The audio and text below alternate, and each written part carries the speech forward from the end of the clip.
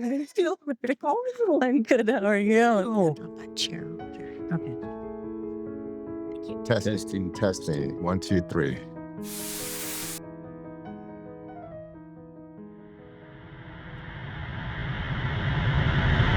My role is always honest with the boys, right? That part wasn't unintentional, but to the extent that they don't even think Santa's real, right? Because they've asked and we've told them it's pretend. It's a pretend magic. I think it starts with just learning how to have conversations. I think sometimes we let a lot of our emotions, prejudice, trauma prevent us from having conversations. We're quick to react. We're quick to shut down. Communication is key, but listening is even more important, or just as important as communicating, because they'll tell you, they'll give you those signs. You know what I mean? And you hear it, but like sometimes because of that cultural trauma of do as I say, sometimes I miss it, right? But because I'm somewhat aware of it and I've been training for a little bit, it helps. Slow down a little bit and really listen. They don't think as fast as you do. You already know where they're at, but they're not at your level. Let them say what they really, really mean.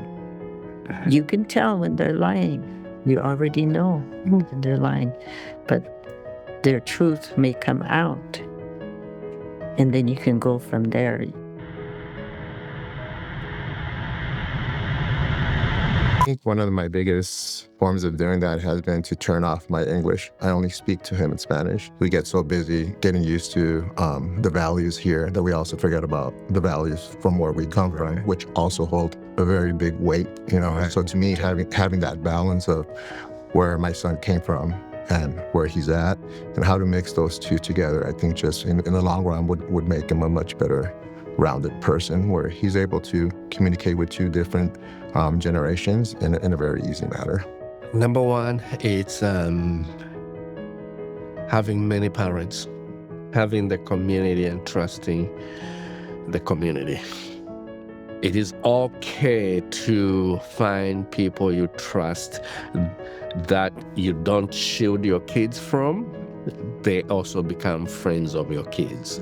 Last year, when your uncle passed away and we had his funeral, and all those young men came in and drummed and sang, which was beautiful. But I found out they were that way because they had to do community service. The teacher that taught them says, you folks, you young people don't need to be drunk to know how to do this. This is your gift. You can sing, you can drum, you can carry on this tradition. I felt like being a judge, I was able to help educate our kids.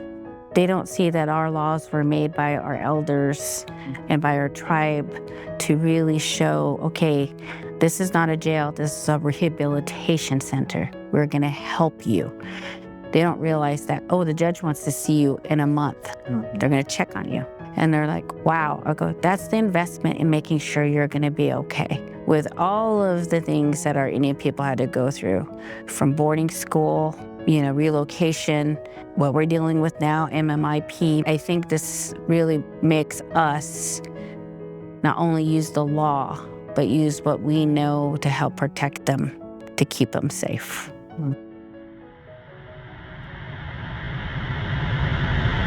Don't be afraid to be a parent of a teenager. Celebrate it and let them see it. You were a teenager at one point, and you know the mistakes, you know the lack of mistakes, the beauty that your parents did if they were present. There were things you did not like. So you got a handbook already. All you're doing is you're rewriting it. The youth I know don't like feeling out of control. I'm at a point where sometimes if it's downplayed, oh, it's just this, it's just that, I go, it's the beginning. Do you want this to be the beginning? I don't want this to be a step into something that you may not be able to step back out of. And it's not just cautionary, it's just like, I love you so much, I don't want you to go down this path. What can we do to help you to not think about that?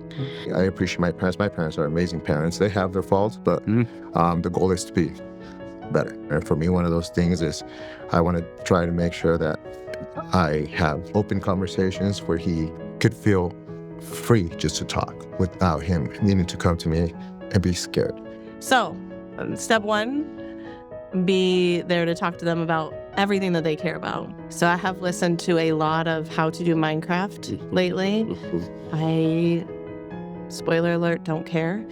But I care about my kids, and I care about what my kids are interested in. So that means I've had to learn a lot about lions and dinosaurs and football and Minecraft now. If I shut them down, right, then when it really is important to me, they won't come and talk to me about it. Be very, very aware that you're not alone, and there's support. There's whenever you don't have to have all the answers, because there's always somebody like me that went through probably a bunch of other stuff that you haven't in your own personal life, right? And are willing to lend a helping hand, an ear, whatever it is that you need.